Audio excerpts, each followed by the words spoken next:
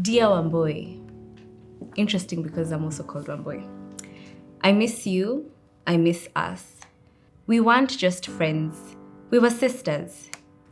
People started making comments about your body, little jabs dressed up as jokes.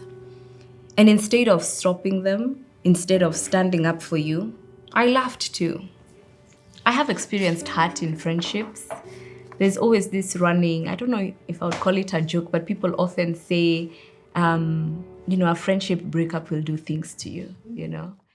This is the Unapologetic Mic, where unspoken words finally find a voice. No scripts, no filters, no judgment. Speak your truth, own your story.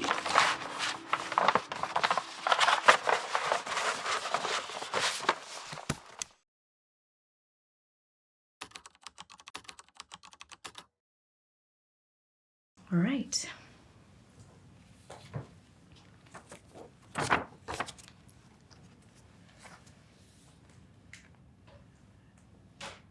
Dear Wambui, interesting because I'm also called Wambui. I miss you, I miss us. I miss the way we used to laugh at our inside jokes, how you always called me boss lady, and I called you sunbeam because you had this light that made everything feel warmer. We weren't just friends, we were sisters. Everyone knew it. Our moms would check in with each other when one of us went quiet. You knew where the spoons were kept in our kitchen. My dad would sit us down at our house after every closing day for one of his famous report form meetings to compare our marks like he was the headmaster of the house. And I never thought there would be a version of life where you weren't beside me. But then things changed. Or maybe I did. People started making comments about your body, little jabs dressed up as jokes. And instead of stopping them, instead of standing up for you, I laughed too. Worse still, sometimes, I was the one saying them.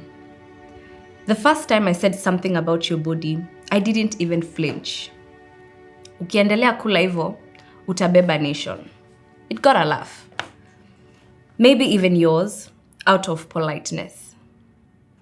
But I saw the flicker in your eyes, the drop in your spirit, and still, I brushed past it. It didn't stop there. I made comments during meals like, I'm only giving you one chapati, si unajua vile una struggle. I don't know if I thought I was being funny or just trying to fit in. But what I do know is I hurt you. I joined in when I should have protected you. I made you feel small when my only job was to remind you how beautiful you are. And I saw the shift. You started shrinking, literally. You would skip meals, brush off compliments, and laugh less. You began fading in places you used to shine, and I didn't ask. I didn't sit you down and say, what's really going on? I just watched you fade, telling myself you were just trying to get fit, like everyone else. But now I know better. I know you were struggling with something deeper, an eating disorder that grew in the silence I helped create. You were fighting something that I helped build, and I wasn't there. I didn't defend you, I didn't hold you, I didn't even notice. You saved yourself from me when you shut me out. And now, I'm the one haunted by everything I didn't do. Wambui, I am sorry. For the words I said, for the ones I didn't stop, for the way I let the world turn on you and stood on the sidelines as if you weren't my person. I don't expect forgiveness, but I hope this letter shows you that I see it now and will carry the regret with me. Njambi.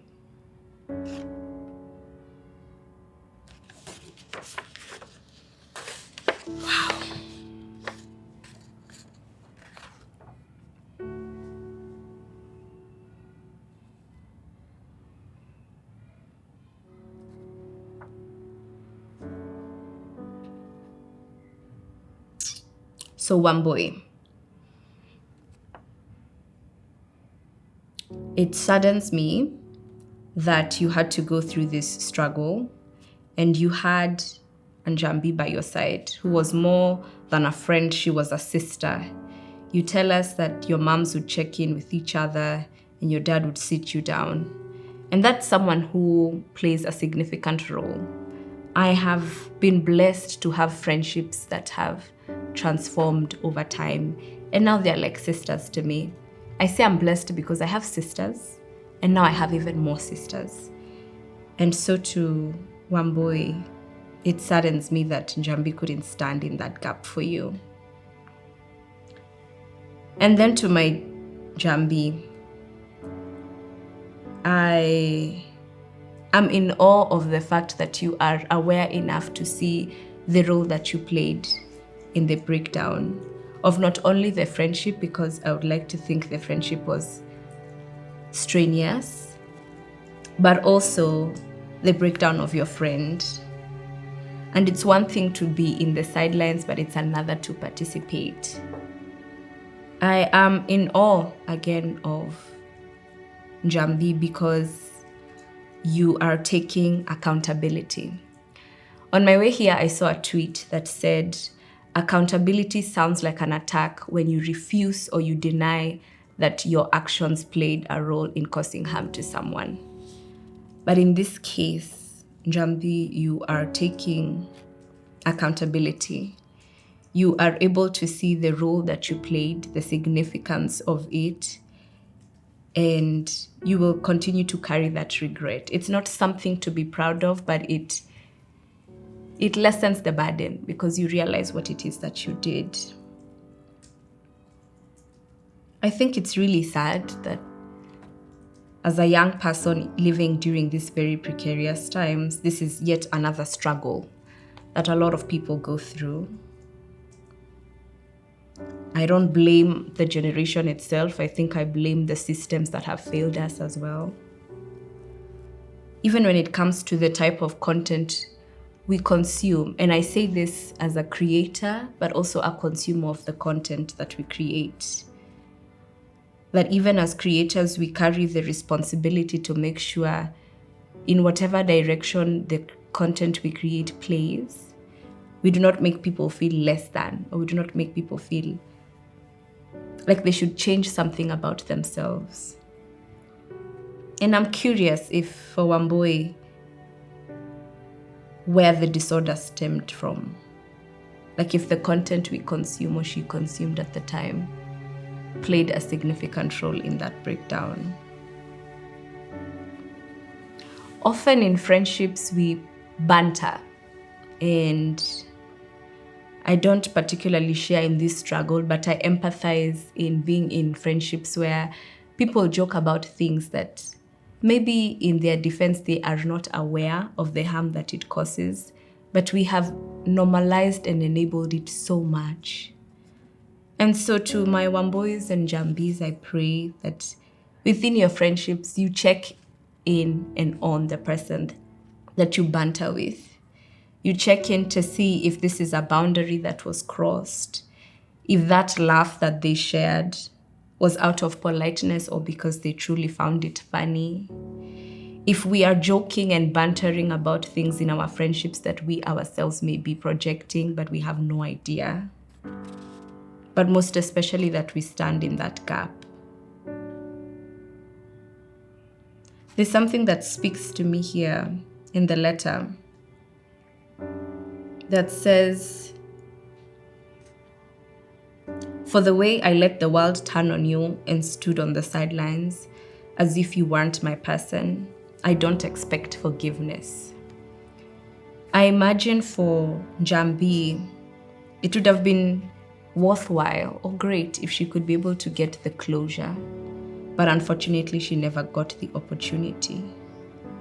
And I think in a lot of ways, when we hurt people or when we cause harm to people, we are looking for closure. And I'm wondering if the closure is more so for us or for us to recognize that the roles we played caused significant harm.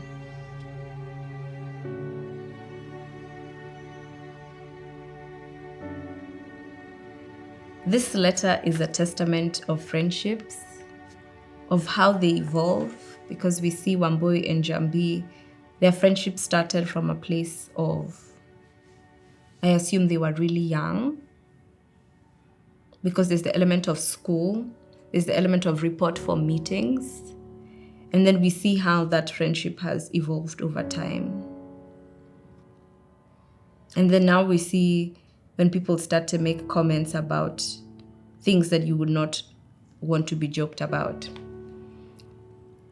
I have a segment on my show, and I'm sorry to digress, but we play a deck called A Love Letter.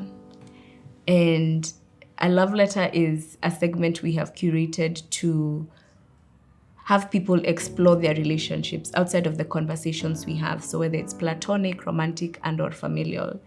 And in the platonic deck, there's a card that asks, what is a joke? What is something you'd never wish for people to joke about? And had we had Wambui and Njambi, I know that is something that would have potentially come up. And so I think this is just to share that in the context of our friendships, specifically female friendships, because they tend to have depth, we tend to see each other in moments that ideally most other relationships wouldn't, that we check in with our friends.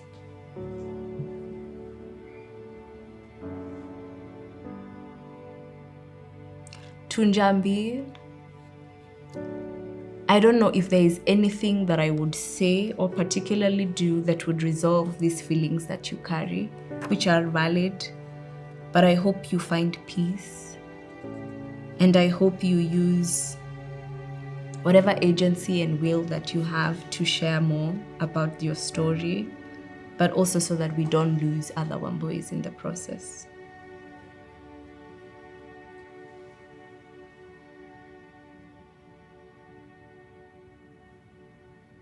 I have experienced hurt in friendships.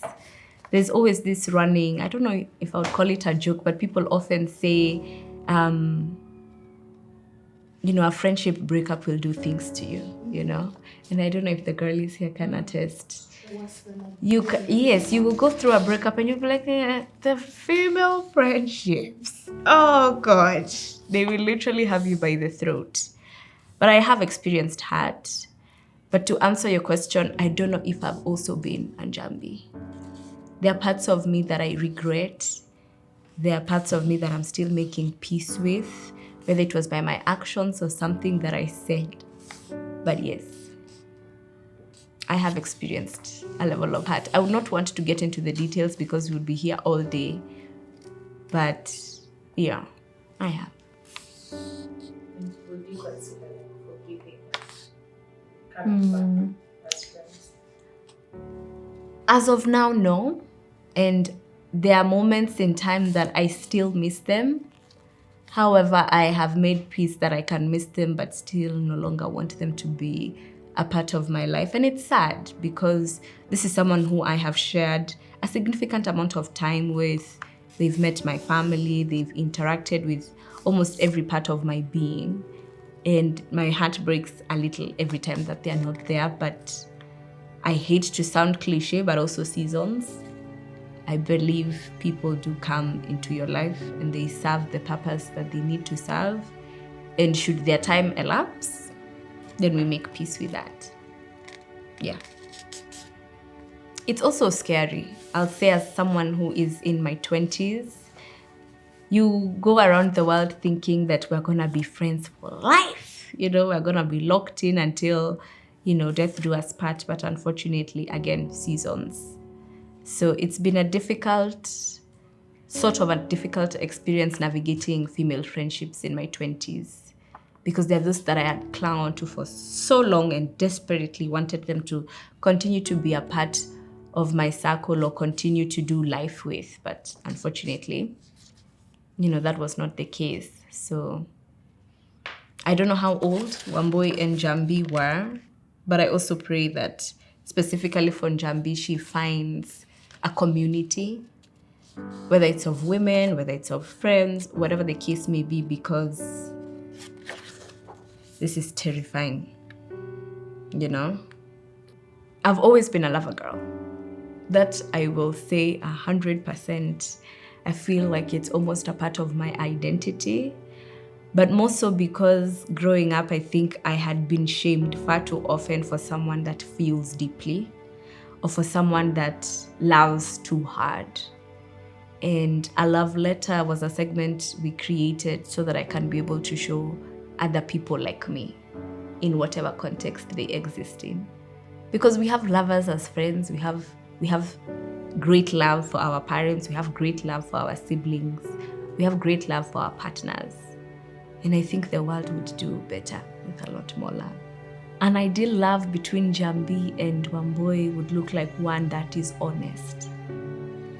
I think we don't practice honesty enough, especially in friendships, for fear of hurting one person's feelings, which is valid. But I think to some extent it becomes almost detrimental to the friendship or to this context of love when we're not being fully honest. You know, I wished and would have prayed for Njambi to tell her friend, you know, when you say this, it makes me feel some type of way. And I would hope that Wambui receives it in the love that it was shared with. That when I say this, it hurts my friend. That when I do this, my friend feels like she has to shrink, like she has to cut a part of herself to be able to coexist in this friendship. So I would wish for an honest love. It's an affirmation that I tell myself, especially in, I would say last year and the year before that, I experienced, friendship breakups. And I would tell myself this because you experience a loneliness that I don't think any other friendship would be able to fill that void. And it says, "Dear Stephanie, love didn't fix me, it freed me. And in that freedom, I am becoming someone softer, fuller, and more whole, one day at a time." And I wish that for everyone. I wish that for the Njambis and for the Wambuis in this world. Thank you.